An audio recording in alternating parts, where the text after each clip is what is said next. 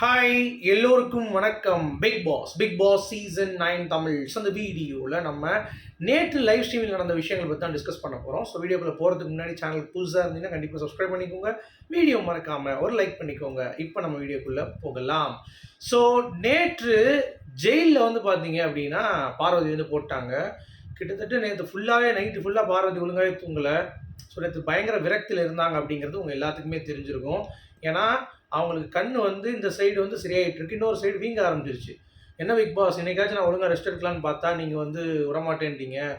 நான் எப்படி போய் தூங்குறது, ஐஸ் பேக் இல்லாமல் எப்படி போய் படுக்கிறது, ஸோ எடுத்தாலும் அங்கே போய் கரைஞ்சிரும். ஸோ என்ன பண்ணுறேன் எனக்கு தெரியல.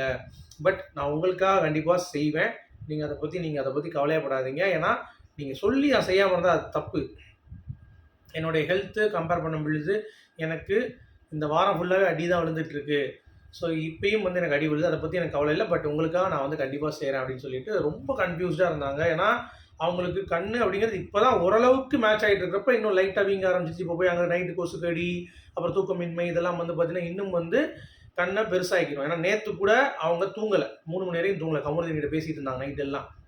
அதனால் அவங்களுக்கு வந்து இப்போ பயங்கரமான ஒரு ப்ராப்ளம் வந்து இருக்குது அப்படிங்கிறது பார்க்க முடியுது. ஸோ எப்படி ஹேண்டில் பண்ணுறாங்க அப்படிங்கிறத நம்ம நைட்டு ஃபுல்லாக பார்த்தேன். கிட்டத்தட்ட நான் வந்து 3 மணி வரைக்கும் நைட்டு பார்த்துட்டு இருந்தேன். அப்போ வரைக்குமே வந்து அவங்க டிஸ்டர்பாக தான் இருந்தாங்க. பக்கத்தில் வந்து படுத்துக்கிட்டு கண்ணை அப்படியே அடிச்சு வச்சு பாவமாக இருந்துச்சு பார்க்குறதுக்கு அப்படிங்கிறது தான்.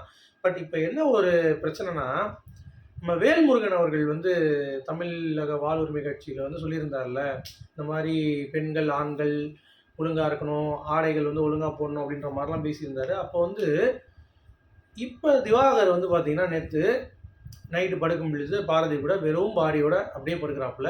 பக்கத்தில் வந்து நம்ம பார்வதி படுத்திருக்காங்க. இந்த சைடு எஃப்ஜே வந்து டீசெண்டாக படுத்திருக்கான். ஸோ இதுதான் சொன்னாங்க, ஆபாசமாக இருக்கக்கூடாது, அது பெண்ணு ஒருத்தனா மட்டும்தான் ஆபாசம் கிடையாது, பசங்களும் அப்படி தான். ஸோ ஒரு பொண்ணை வச்சுக்கிட்டு 2 சைடும் பசங்க படுத்துக்கிட்டு அவன் வந்து பார்த்தீங்கன்னா ஒரு மாதிரி ட்ரெஸ் போட்டு படுத்திருக்காங்கிறப்ப, அப்போ இந்த ஷோவை இழுத்து கண்டிப்பாக மூடிட வேண்டியதான் அப்படின்ற மாதிரி ஒரு சிக்னல் கொடுத்த மாதிரி தான் இருக்குது. இதெல்லாம் வேல்முருகன் கண்ணில் பட்டுச்சு அப்படின்னா என்ன ஆகும்?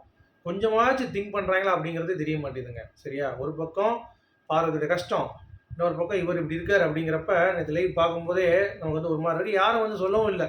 கேட்டால் வந்து அவர் என்ன சொல்கிறாருன்னா, ரொம்ப புழுங்குது, அதனால சட்டை போடாமல் படுத்திருக்கேன், இப்போ என்ன பிரச்சனை அப்படின்ற மாதிரி வந்து பேசிகிட்டு இருந்தார். பட் ரொம்ப 3 பேருமே கஷ்டப்பட்டாங்க. பட் பார்வதி ரொம்ப கஷ்டப்படுறாங்க தூங்குறதுக்கு அப்படிங்கிறது பார்க்க முடியுது. ஸோ அதுதான் ஃபீலிங்காக இருந்தது அப்படிங்கிறது தான். அப்புறம் நேற்று நிகழ்வுகளில் நீங்கள் நிறைய பார்த்துருப்பீங்க. பிரஜின் சபரியோடைய சண்டை.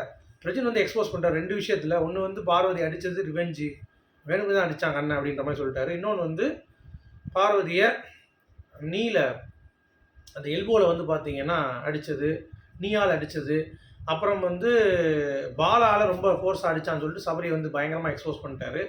என்னை பொறுத்த வரைக்கும் கட்ஸ் தான் அது சொல்கிறதுக்கு. பட் இருந்தாலும் அந்த பால் அடித்தது போது என்னால் ஏற்றுக்க முடியாது. ஏன்னா அது வந்து சபரி அது எப்பயும் இயல்பாக அடிக்கிறது தான், அது மட்டும்தான். ஸோ அதை வந்து கேட்டு சபரி வெளியே போயிட்டான். ஐயோ வந்து பேசுகிறப்ப அவன் ஒரு மாதிரி ஆகிட்டு உள்ளே போய் உட்காந்துட்டு ஃபீல் பண்ணி அலாம் ஆரம்பிச்சிட்டான் அப்படிங்கிறது பார்க்க முடிஞ்சிச்சு. அது மட்டும் இல்லாமல் திவ்யா வந்து அமித்துக்கிட்டேன், ஏயா நீயும் ஒயில்டு கார்டாக தான் வந்த என் கூட தான், அப்புறம் எதுக்கு ஏன் வந்துட்டு நான் வந்து கத்துறதுக்கு காரணம் அவனுக்கு தெரியல, இங்கே யாருமே ஃபாலோ பண்ணல, அதுக்காக நான் பண்ணேன் மொதல் வாரம், அது எதுக்கு நீ ரூடுன்ற அப்படின்னு சொல்லி சொல்லும்போது, எதுக்கு மார்க்கிங் சொல்கிறீங்க என்ன அப்படின்னு சொல்லும்போது, ஏம்மா நீ பண்ணுற மாதிரி சொன்னால் கரெக்டாக பேசவும் தெரில அவருக்கு, அமித்துக்கு நீ பண்ண நான் பார்த்தேன்னு சொல்லியிருக்கலாம். அந்த மைக் இஷ்யூவில் நான் பார்த்தது அப்படின்ற மாதிரி கேட்கும்போது, மைக் இஷ்யூலையா? ஆமாம் மைக் இஷ்யூவில் நான் வந்து பண்ணேன், பட் அப்போ நீங்கள் இல்லையே அப்படின்றாங்க. வேறு ஏதாவது ஒரு இஷ்யூ டக்குன்னு சொல்லி நீங்கள் இப்படி பண்ணுறது அப்படின்னு சொல்லி சொல்கிறதுக்கு அவர் கலெக்ட் பண்ண முடியல. அந்த இடத்துல திவ்யா தான் வந்து ஸ்கோர் பண்ணாங்கன்னு பார்க்க முடியாது. அப்புறம் கனியும் சபரியும் உட்காந்து அழுது, ஐயோ நான் வந்து எப்படிலாம் இருந்தேன், பட் என்னை வந்து இப்படி சொல்லிட்டாங்களே, நான் வந்து டாஸ்கில் இப்படி என்னை வந்து நான் டார்கெட் பண்ணுற மாதிரி சொல்லிட்டாங்களே, எனக்கு ரொம்ப கஷ்டமாக இருக்குது. அவள் அழுவ, இன்னொரு பக்கம் சபரி அழுக, ஒரே கூத்தாக தான் இருந்துச்சு அப்படிங்கிறது தான் பார்க்க முடிஞ்சு. இன்னொரு பக்கம் சாண்ட்ரா அவங்க வேறு அரோரா கிட்ட போயிட்டு சபரியை பற்றி 3வது ஒரு டைமென்ஷனில் ஒன்று சொல்கிறாங்க. ஏற்கனவே 2 சொன்னாங்க, பால் எரிஞ்சது ரொம்ப கோவமாக இருந்தார் 2, அப்புறம் கண்ணு பார்வதியை இன்டென்ஷனாக தான் அடித்தான் அப்படின்னு சொல்லிட்டு. இப்போ இன்னொன்று என்ன சொல்கிறாங்கன்னா, சுபிக்ஷா அவன் ஜெயிக்க வச்சதான காரணம் எஃப்ஜே ஓட்டு போடாமல் என்ன காரணம் தெரியுமா? எஃப்ஜே வந்தால் அவன் சண்டை போடணும், ஜெயிக்கிறது கஷ்டம், ஒன்றா இருந்தால் ஈஸியாக வீக்கு, அதனால் அவன் ஜெயிக்கிறதுக்கு அப்படி பிளான் பண்ணுறான் அப்படின்ற மாதிரி சாண்ட்ரா வந்து பார்த்திங்கன்னா ஒரு புகையை கிளப்பி விட்றாங்க அப்படிங்கிறது பார்க்க முடியுது. யோ என்னம்மா நீ அப்படின்ற மாதிரி தான் இருந்துச்சு. சரியா? அது நீங்கள் எப்படி பார்த்தீங்க அப்படிங்கிறத கண்டிப்பாக சொல்லுங்கள். என்னை பொறுத்த வரைக்கும் அது வந்து பயங்கரமான ஒரு இன்டென்ஷனில் அது பண்ணாங்களா அப்படிங்கிறது எனக்கு தெரியல. சபரி வந்து நார்மலாக தான் சுபிக்ஷா சொல்லியிருப்பார். ஏன்னா அந்த பொண்ணு கேட்டுகிட்டே இருந்துச்சு, இந்த வாரம் கேப்டன் தான், இந்த வாரம் இருக்கேன், அடுத்த வாரம் தரேன்னு சொல்லி ஏற்கனவே ஒரு தடவை சொல்லியிருப்பார் சபரி. ஸோ மேபி அதனால் அதை கொடுத்துருக்கலாம். பட் வீக்கர் சைடாக பொண்ணுங்களை வச்சு அவர் கேம் ஆடுறாரு அப்படின்றத நம்மளால் வந்து அதை நம்ப முடியல. இதை நீங்கள் எப்படி பார்க்குறீங்க அப்படிங்கிறத கண்டிப்பாக சொல்லுங்கள். ஓகே, ஸோ இது ஒன்று. அடுத்து பார்வதியும் நம்ம விக்ரமும் ஒரு சண்டை நைட்டு. என்ன ஆகி போச்சுன்னு பார்த்தீங்கன்னா, ஜெயிலுக்கு வந்து எஃப்ஜே வந்து உள்ளே போக முடியாமல் பண்ணான். அது என்ன காரணம் சொல்கிறான்னா, அமித் வந்து பார்த்துட்டு போயிருக்காரு. அடுத்து அமித் வந்து அவர் ஜெயிலில் அடைக்கலை, அப்படியே விட்டு போயிட்டான். ஆனால் என்ன பண்ணிட்டாப்புல, நீங்கள் வந்து பார்த்தீங்களா அப்போ ஜெயிலில் அடைக்காமல் இப்போ வந்து திடீர்னு வந்து உங்கள் இஷ்டத்துக்கு நீங்கள் ஜெயிலில் அடைக்கிறீங்க, நான் போக முடியாது அப்படின்ட்டான்.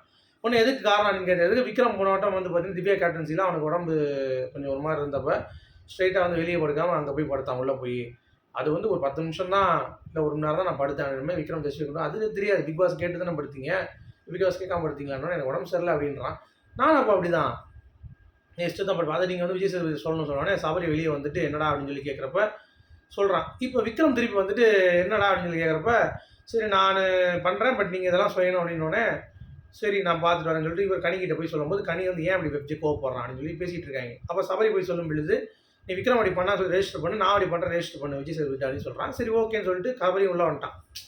இப்போது விக்ரம் வந்து வெளியே போயிட்டு அந்த பேசினாப்புல இல்லை, அவன் கேட்க மாட்டேன்னொடனே ஸ்ட்ரைட்டாக வந்து பார்வதி திவாகரையும் கூப்பிட்றான் வெளியே.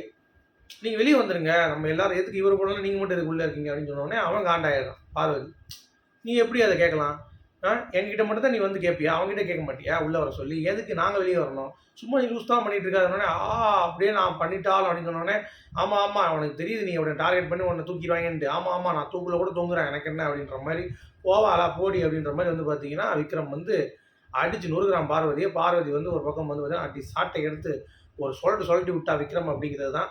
விக்ரமால் எதுவுமே பண்ண முடியல, ஒரு மாதிரி வந்து டவுன் ஆகிட்டான் அப்படிங்கிறது பார்க்க முடிஞ்சிச்சு.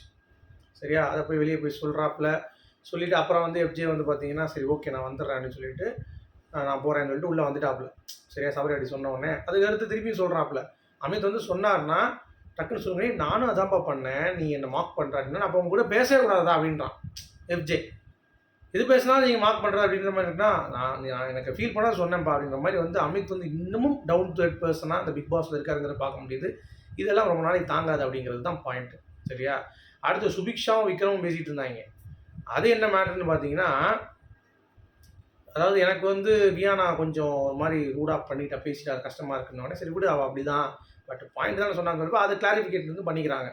சுபிக்ஷா வந்து என்ன காரணம், எதுக்கு வந்து என்ன நீ சொன்ன அப்படின்னு சொல்லி கேட்குறப்போ எனக்கு அப்படி தோணுச்சு, நான் தான் 3rd பிளேஸ் கெமிக் பதிலாக இருந்திருப்பேன், நீ வந்து பார்த்தோன்னா எனக்கு 2nd பிளேஸுக்கு தகுதி இல்லைன்னு தோணுச்சு, அதாவது நான் சொன்னேன் அப்படின்னு சொன்னோன்னே சரி ஓகே அதை உங்ககிட்டே சொல்லியிருக்கேன் நீ ஓப்பன் அப் ஆகணும்னு சொல்லிட்டேன்னு சொன்னேன். சரி ஓகே அது புரிஞ்சிருச்சு எனக்கு அப்படின்னு சொல்லிட்டு விக்ரம் கிட்ட போகும்போது சுபிக்ஷா சொல்கிறா வியானா நம்மளை வச்சு ஒரு கேம் ப்ளே பண்ணுறா, சரி விடு அதை அப்படியே விட்டுரு அது பாட்டு போகட்டும் அப்படின்ற மாதிரி அவங்க ஒரு அட்வைஸ் வந்து கொடுக்க முடிஞ்சிச்சு. ஸோ இதெல்லாம் வந்து பார்த்தீங்கன்னா நைட்டில் நடந்தது அப்படிங்கிறது பார்க்க முடியுது. ஸோ உங்களுடைய கருத்துக்கள் என்ன அப்படிங்கிறத கமெண்ட் செக்ஷனில் சொல்லுங்கள். ஓகே, ஸோ மீண்டும் சூப்பரான அடுத்த சந்திப்போம். அது வரைக்கும்